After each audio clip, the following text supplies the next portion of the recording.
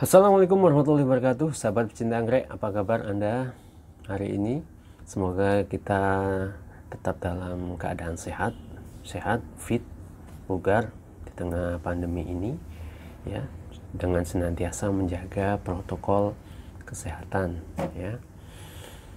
Terima kasih sebelumnya untuk 7.000 subscriber yang telah bersedia subscribe di channel ini. Terima kasih banyak atas dukungannya, dan semoga ke depan kita tetap semangat untuk membuat konten-konten yang lebih bermanfaat.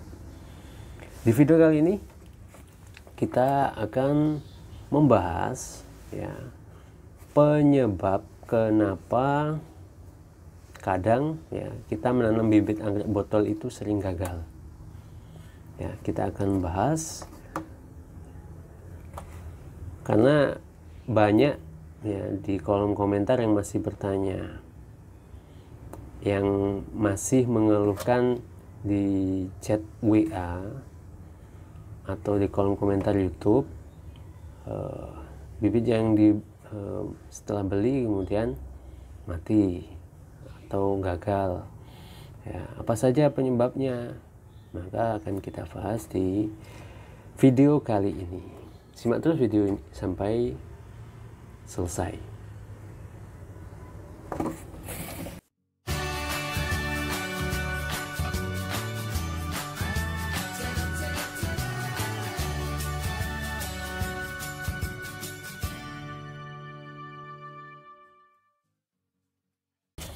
Nah, apa saja sih penyebab kegagalan kita saat menanam bibit anggrek botol? Ya, kita mulai dari yang pertama, kita mulai dari pemilihan bibit. Ya, pemilihan bibit anggrek. Ya. Kita coba ambil. Ya, kurang lebih bibit anggrek botol seperti ini.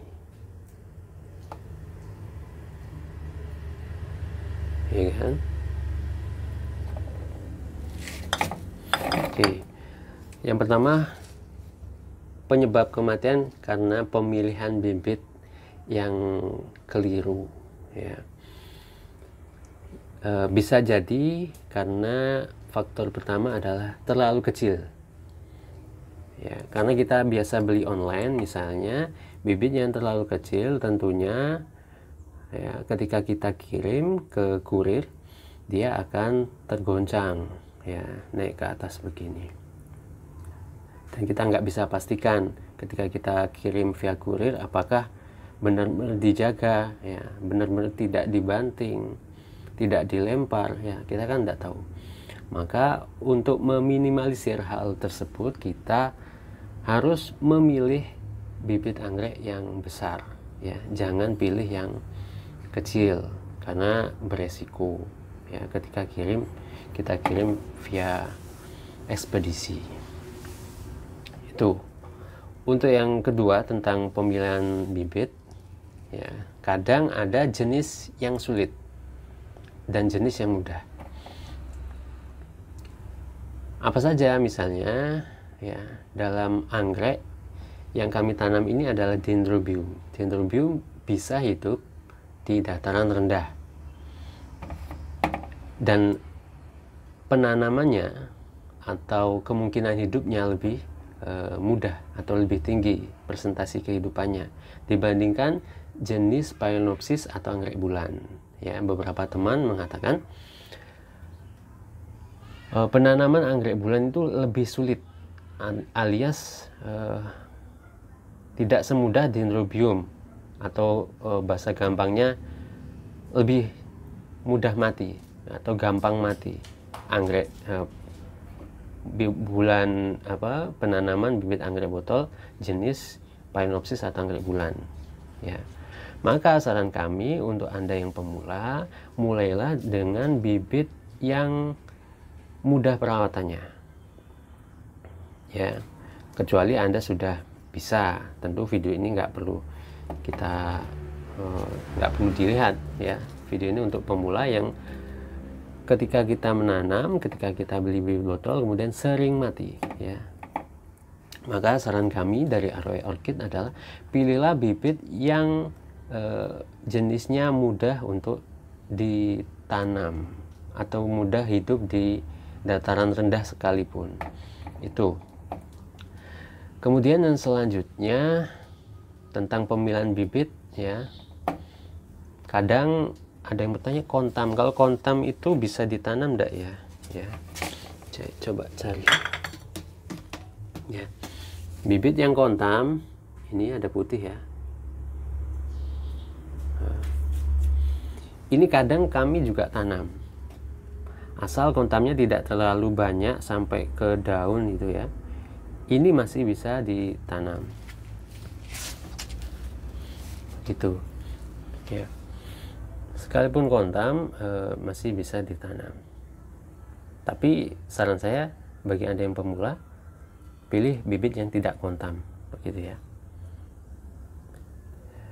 Yang faktor selanjutnya terkait pemilihan bibit anggrek botol, kadang indukan, ya. Indukan itu kan berbeda-beda dengan karakter masing-masing. Ada karakter tanaman yang gemuk, ada karakter tanaman yang kurus, maksudnya karakter plain, ya. Kalau silangan Lasianthera ataupun Sutignoi, ya, sekalipun dia sudah besar, memang karakternya kecil, karakternya gepeng, ya, tanaman tinggi. Seperti ini silangan Lasianthera juga dari botol, dia kecil, kurus, ya. Maka bagi Anda nanti mempengaruhi juga ke tingkat penyiramannya. Itu. Untuk pemilihan bibit botol ada 4 tadi dari ROI Orchid, ya, kami sarankan, ya. Kenapa sering gagal? Mungkin pemilihannya terlalu kecil, ya, ukuran bibit botolnya terlalu kecil, ya. Yang kedua, jenisnya sulit ditanam di lingkungan Anda, di tempat Anda. Yang ketiga, mungkin ada faktor kontaminasi sehingga dia gampang busuk atau gampang mati sehingga penanaman gagal. Yang ketiga, ada indukan yang memang sulit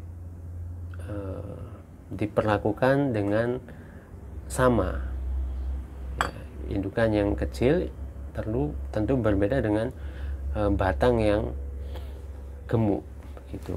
Itu terkait pemilihan bibit. Kita lanjut yang kedua. Kenapa penyebab bibit botol gagal kita tanam? Yang kedua adalah media tanam. Anda pakai media tanam apa? Biasanya gagal? Silahkan komen di bawah. Ya, bagi Anda yang sering gagal, silahkan komen di bawah. Kalau kami biasa pakai Sphagnum moss. Ya, Sphagnum moss. Ya. Di video sebelumnya sudah pernah kami sampaikan. Cuma ada yang tidak tahu nulisnya, ya. Bisa di searching saja di Google, tulis Sphagnum moss, SPAGNUM MOSS, ya, Sphagnum moss. Atau di marketplace terdekat itu juga ada, kami juga jual, ya. Kenapa sering gagal? Mungkin karena yang kedua ini, ya, pemilihan media.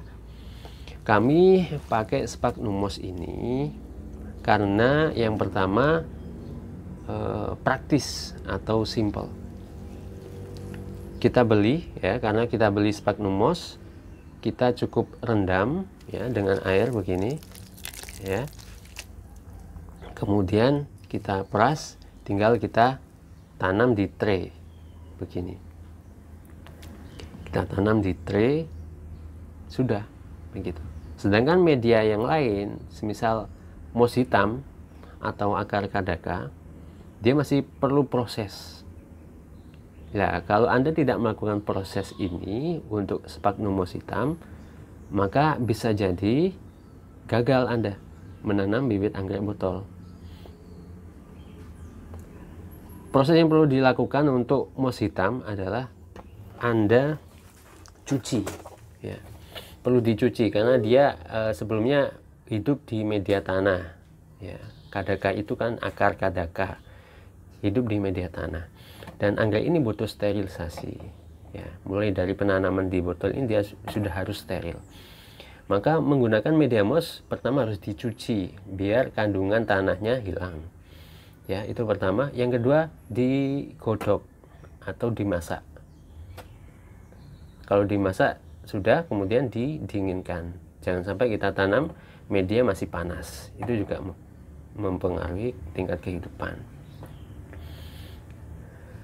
Kadang juga bisa langsung ditanam atau ya ditambah fungisida supaya nggak ada jamur lagi. Media tanamnya benar-benar steril dan siap digunakan. Itu terkait pemilihan media putih atau media hitam, media sphagnum moss putih atau akar kadaka atau moss hitam. Silakan Anda pilih kedua ini. Untuk yang lain bagaimana? Misalnya media yang lain, misalnya apa, sabut kelapa. Gimana sabut kelapa? Ya silahkan, ya silahkan dicoba. Tapi kami sering pakai sphagnum moss, dan kami kan begini, media tanam itu semakin padat media tanam itu, maka dia akan semakin banyak menyimpan air,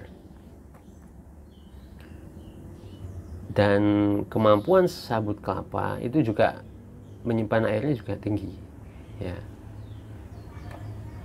Nah, nanti kita masuk ke poin ke selanjutnya, ya, terkait penyiraman.